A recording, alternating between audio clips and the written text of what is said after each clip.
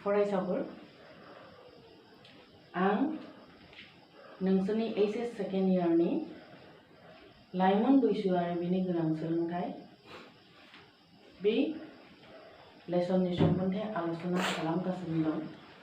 सिगांनि क्लासाव आं बे लाइमोन बैसो आरो बेनि गोनां सोलोंथाइ बे लेसननि लाइमोन बैसोनि जौगासारनि सोमोन्दै आलोचना खालामबोदों। सोलेरारि जौगासार, गोसोथियारि जौगासार, गोसो सानथायारि जौगासार आरो समाजारि जौगासारनि सोमोन्दै आं आलोचना खालामदों। दिनै आं बेनिनो उननि जौगासार आखल-आखुआरि जौगासार बेनि सोमोन्दै आलोचना खालामगोन। लाइमोन समफारियानो सुबुंनि गाव आंगो सानथाया सोमजिखाङो आरो एसेब्लाबो बेनि गोहोमा आखल-आखुआरि जौगासाराव गोग्लैयो। बे समाव लाइमोन गोसोआव गासैजोंबो अनसायजानाय मुलुगनां अनज्लायनायनि सानथाय सोमजिखाङो।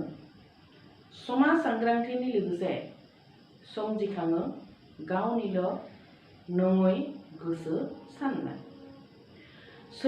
सैथोनि थाखाय जुजिनो लानाय गोसो नुनो मोनो बे लाइमोन बैसोआवनो आरो बिनि जाउनाव बांसिन सेंग्रा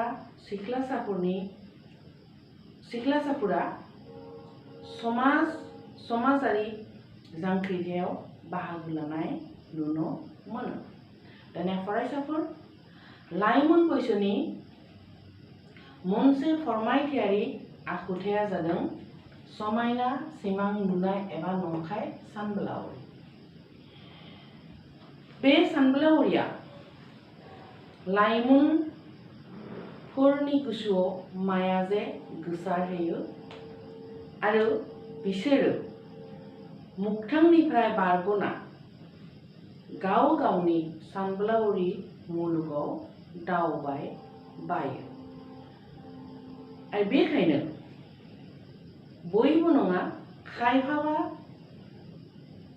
लाइमोनखौ मोगथां मुलुगनिफ्राय बारग'ना थांनानै गावनि बे सानबोलावरिजों गोरोबना मोगथां मुलुगावलाय मा जादों मा जागासिनो दं बेनि फारसे गोसो गैया जानायबो नुनो मोनो। बे समायना सिमां बा नंखाय सानबोलावरिनि जे खालि हामा बिथिंबा दं बे नङा। समायना सिमांनि मोनसे मोजां बिथिंबो दं जाय लाइमोननि सोरजियारि रोंगौथिखौ बाहायनायाव थुलुंगा होयो एबा मदद होयो। जेरै मेथाइ, थुनलाइ, खन्थाइ बायदि सोरजिलु गोसो थानाय लाइमोननि थाखाय बेबायदि सानबोलावरिया मदद होयो। आरो बिनि फारसे खायफाबा लाइमोननि खेथ्रआव जों बिनि उल्था नुनो मोनो। जेरै खायफानि गोसोआव माब्लाबा गुबुन गुबुन जायगा दावबायनो लुबैनाय बा गुबुन गुबुन जायगायाव थांनो लुबैनाय गोसो जाखांनाय नुनो मोनो। जायनि जाहोनाव बिनि फिथाइ हिसाबै बेबायदि लाइमोनफोरा माब्लाबा नखरनि रावबो मिथियाजासे बबेयावबा सिरि सिरि खारलांनायनि बिथिंबो मोननो हायो। फरायसाफोर बिदि बिथिंनि सोमोन्दै जों रादाब बिलाइयानो जा बा टिभि रादाबानो जा जों खोनानो मोनबाय थायो। सेकेन्ड पइन्टआ जाबाय लाइमोन बैसोनि गुबुन मोनसे आखुथाया जादों बिर फुजानि फारसे हाबिलास। लाइमोन बैसोनि बे सेंग्रा सिख्लाफोरा स्रियै गाव मोजां मोननाय सोरबा सासे सुबुंखौ नेरसोन हिसाबै लानानै सोलोंनो लायो।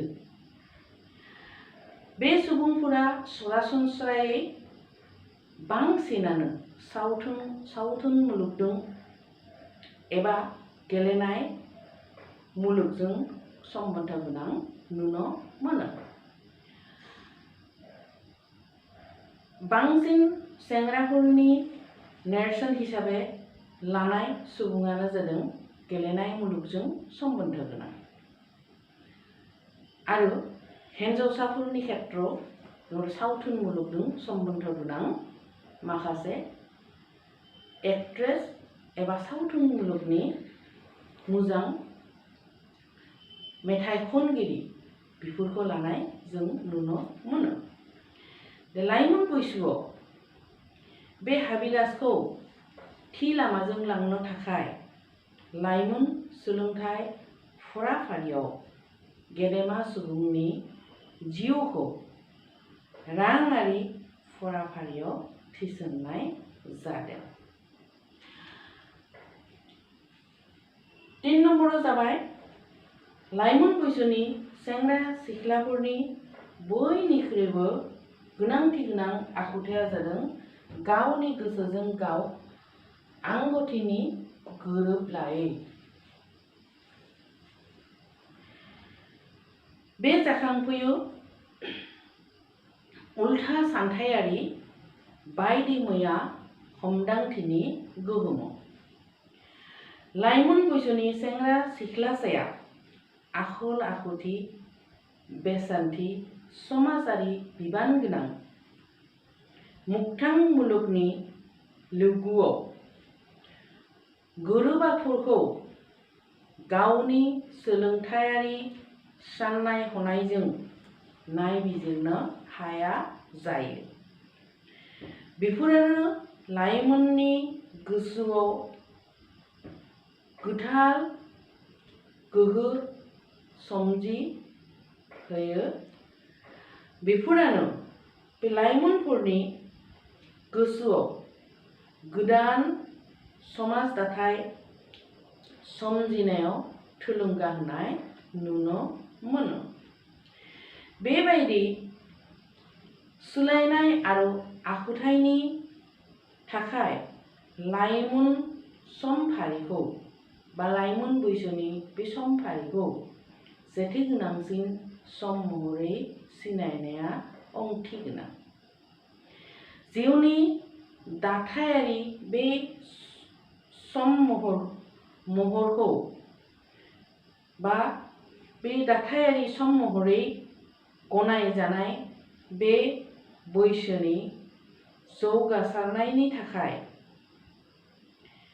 गोनांथियारि सोलोंथाइ राहा खालामनाया बयनिख्रुइबो बांसिन ओंथि गोनां बाथ्रा।